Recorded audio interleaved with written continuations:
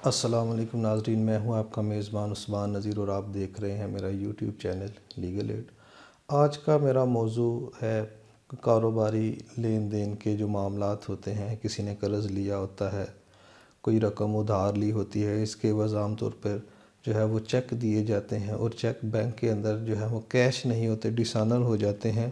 تو اس سلسلے میں قانون ہماری کیا رہنمائی کرتا ہے؟ ہمیں جانا پڑے گا پاکستان پینل کوڈ کا سیکشن ہے 489F۔ یہ کہتا ہے کہ اگر کوئی شخص ایک چیک دیتا ہے for the repayment of loan, کہ اس نے قرضہ ادا کرنا تھا، اور فلفلمنٹ آف این obligation، یا اس نے کوئی ذمہ داری پوری کرنی تھی، اس کے عوض وہ چیک دیتا ہے اور وہ چیک جو ہے وہ ڈسآنر ہو جاتا ہے۔ جب اس کو بینک میں مقررہ تاریخ پہ پیش کیا جاتا ہے وہ ڈسآنر ہو جاتا ہے، تو اس شخص نے کیا ہے 489F جو ہے وہ ڈس آنیسٹلی ایشوئنگ اے چیک، اس کا ارتکاب کیا ہے، اس جرم کا ارتکاب کیا ہے۔ پہلے اس کی سزا جو تھی وہ ایز اے ہول 3 سال تھی، لیکن اب اس کی جو ہے وہ کیٹیگریز ہو گئی۔ اس کی کیٹیگریز ہیں اب سزا کی۔ 2018 میں اس کی امینڈمنٹ آئی تھی۔ اس کے مطابق اگر چیک کے اوپر لکھی گئی اماؤنٹ جو ہے وہ 10 لاکھ سے کم ہے اور چیک ڈسآنر ہو جاتا ہے، تو چیک دینے والا جو ہے اس کو 3 سال تک سزا ہوگی اور اس کو جرمانہ ہوگا جو کہ چیک کے اوپر لکھی گئی رقم کے 2 گنا سے کم نہیں ہوگا۔ کم از کم اس رقم کا 2 گنا اس کو جرمانہ ہوگا۔ اس کے بعد آتا ہے کہ اگر چیک کے اوپر لکھی ہوئی رقم جو ہے وہ 10 لاکھ سے زیادہ ہے لیکن 50 لاکھ سے کم ہے اور وہ چیک ڈسآنر ہو جاتا ہے، تو چیک دینے والے کو 5 سال سزا ہوگی اور اس کو چیک کے اوپر لکھی گئی رقم کے ڈبل سے کم جرمانہ نہیں ہوگا۔ اس کے بعد کیٹیگری سی، کہ اگر چیک کے اوپر لکھی گئی رقم 50 لاکھ سے زیادہ 1 کروڑ سے کم ہو، تو اگر چیک ڈسآنر ہو جائے تو چیک دینے والے کو 7 سال سزا اور چیک کے اوپر لکھی گئی رقم کے ڈبل سے کم جرمانہ نہیں ہوگا۔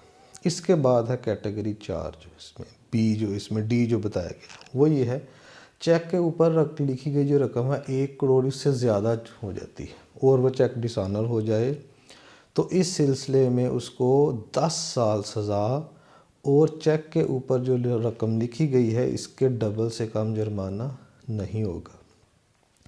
تو براہ کرم یہ میری پوری ویڈیو کو غور سے دیکھیے، انشاءاللہ آپ کو بہتر رہنمائی فراہم کرنے کی کوشش کروں گا۔ اب ہم چلتے ہیں کہ آپ نے اگر کسی کو چیک دیا ہے، اس نے آپ سے کسی سے آپ نے چیک لیا، رقم آپ نے ادھار دی اور آپ نے کہا بھائی اس کے عوض آپ مجھے چیک دے دو، وہ آپ کو مقررہ تاریخ کا چیک دے دیتا ہے۔ کوشش یہ کریں کہ آپ جب چیک حاصل کریں تو اس کے ساتھ ایک اسٹامپ جو ہے وہ اسٹیمپ پیپر لکھوا لیں۔ اسٹیمپ پیپر کے اوپر آ جائے گا کہ اس نے بندے نے آپ سے پیسے لیے اور اس کی ادائیگی کے لیے آپ کو اس نمبر کا فلاں بینک کا فلاں اکاؤنٹ نمبر ہے اور فلاں بینک ہے، اس ڈیٹ کا چیک جو ہے وہ آپ کو دے رہا ہے۔ 2 گواہ بھی اس کے اوپر آ جائیں گے۔ یعنی آپ کا موقف جو ہے وہ مضبوط کرنے کے لیے اسٹامپ پیپر اگر ہو جائے تو بیسٹ ہے، زیادہ اچھا ہے۔ اگر نہ بھی ہو پھر بھی کام تو چل جاتا ہے، لیکن اگر اسٹامپ پیپر کے اوپر لکھوا لیں گے تو اس سے آپ کو فائدہ ہوگا، آپ کا جو موقف ہے وہ مضبوط ہوگا۔ اب آپ کے پاس چیک آ گیا، اسٹامپ پیپر آ گیا یا صرف چیک آ گیا، اور مقررہ تاریخ کے اوپر چیک کو میں آپ کو بتلاؤں کہ چیک کے اوپر جو ڈیٹ ہوتی ہے اس تاریخ سے 6 مہینے کے اندر، یعنی اس تاریخ کے گزر جانے کے 6 مہینے کے اندر اندر آپ چیک کو بینک میں پیش کر سکتے ہیں۔ اب آپ بینک میں جاتے ہیں اور وہاں پہ جا کے معلوم ہوتا ہے کہ اکاؤنٹ میں پیسے ہی نہیں ہیں، یا اکاؤنٹ کلوز ہو چکا ہے، یا اسٹاپ پیمنٹ اس نے کروا دی ہے جس سے آپ نے پیسے لینے تھے۔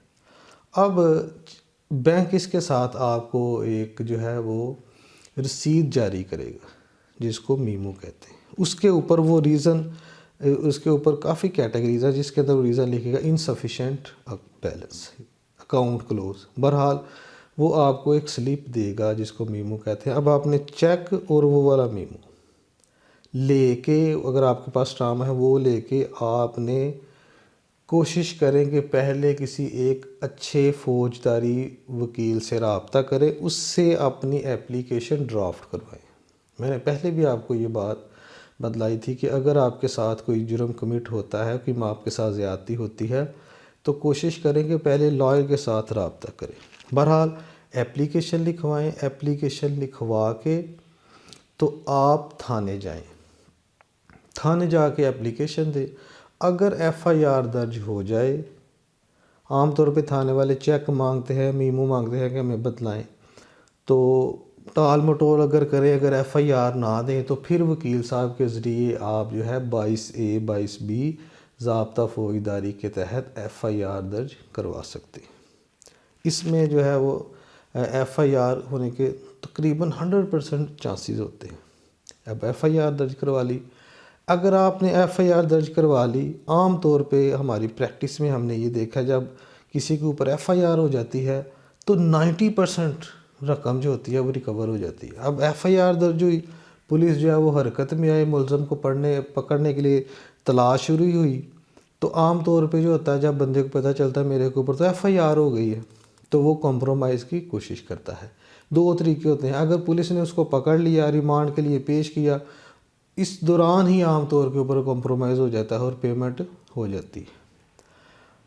अगर ऐसा नहीं है तो वो बंदा जो है मुलज़म बुरी ज़मानत करवा लेगा, बुरी ज़मानत करवा के तो थाने में जाएगा, थाने में जाके फिर आपके साथ कॉम्प्रोमाइज़ की कोशिश करेगा, आपको जो है वो पेमेंट दे देगा, उसकी बुरी ज़मानत कन्फर्म हो जाएगी।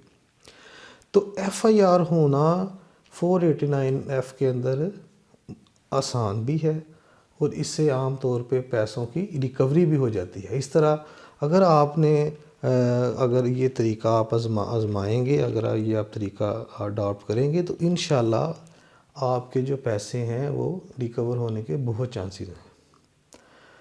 इसके अलावा एक और भी इसमें रेमेडी है, वो सिविल रेमेडी है, उसके बारे में मैं दोबारा इंशाल्लाह एक नई वीडियो बनाऊंगा।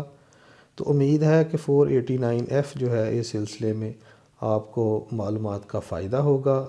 हमारे चैनल को सब्सक्राइब करें, शेयर करें फ्रेंड्स एंड फैमिली मेम्बर्स के साथ, और अपनी तजावीज़ जो है हमें वो कमेंट सेक्शन में दें। अगर कोई आपकी क्वेरी हो, कोई सवाल हो, आप कोई मसला हो कानूनी दरपेश, आप वो हमसे पूछ सकते हैं। इंशाल्लाह आपको मुफ्त जो है वो हम एड फ़राहम करेंगे। इजाज़त दीजिए, अल्लाह हाफ़िज़।